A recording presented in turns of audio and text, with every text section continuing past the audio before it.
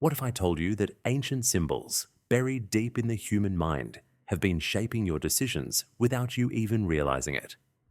That your thoughts, your dreams, even your deepest fears aren't entirely your own. This is Carl Jung's theory of archetypes, universal patterns of the human psyche that influence everything from the stories we tell to the way we see ourselves. And whether you realize it or not, they are controlling your life. Let's uncover the hidden world of archetypes before they shape your next decision. Imagine this. You meet someone for the first time, and within seconds, you feel like you already know them. Maybe they remind you of a wise mentor, a trickster, or even a villain.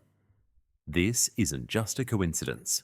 Your brain is subconsciously recognizing archetypes, universal patterns that shape the way we see the world. But what exactly is an archetype? Carl Jung believed that beyond our personal memories and experiences, there exists something much deeper, the collective unconscious. Think of it like a massive, ancient library of symbols and stories that all humans share. No matter where you're from or what language you speak, you instinctively understand these characters. The hero, the one who overcomes challenges and transforms. The wise old man, a mentor who provides guidance. The trickster, a figure who disrupts, challenges, and often deceives. The shadow, the dark, hidden side of ourselves that we try to suppress. These archetypes appear everywhere, in mythology, religion, literature, and even modern pop culture. Why do we instinctively resonate with these characters? Because they aren't just stories. We recognize them within ourselves. Jung argued that these patterns are hardwired into our psyche, influencing the way we think, feel, and behave without us even realizing it. But how exactly do archetypes affect your daily life? Let's take a closer look. Think about the people in your life, your friends, mentors, rivals. Why do you naturally trust some and feel uneasy around others? Your mind is constantly scanning for familiar patterns. When you meet someone charismatic and rebellious, your brain might label them as the trickster. Unpredictable but exciting.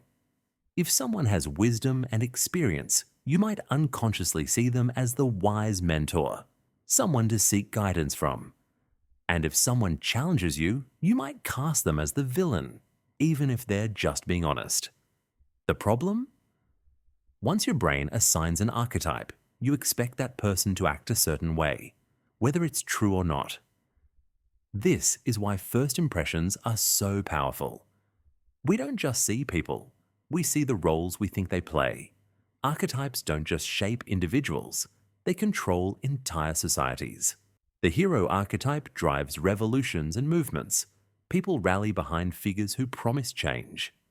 The shadow archetype is projected onto enemies, making them seem like the embodiment of evil.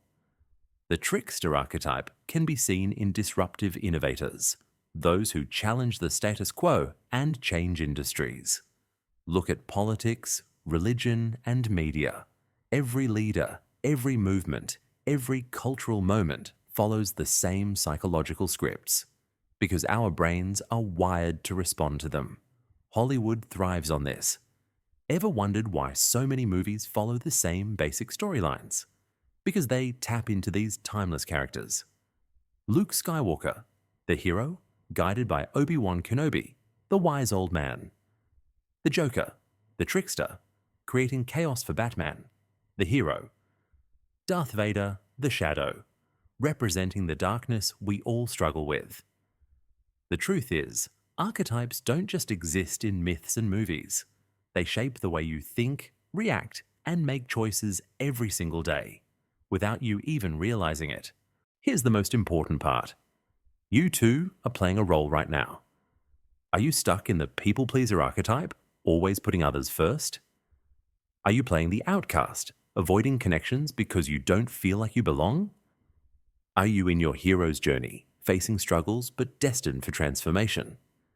Carl Jung didn't believe we were trapped, but he did believe most people live on autopilot, blindly following these patterns without ever questioning them.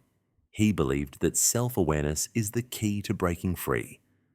The more you recognize the archetypes shaping your life, the more power you have to rewrite your story.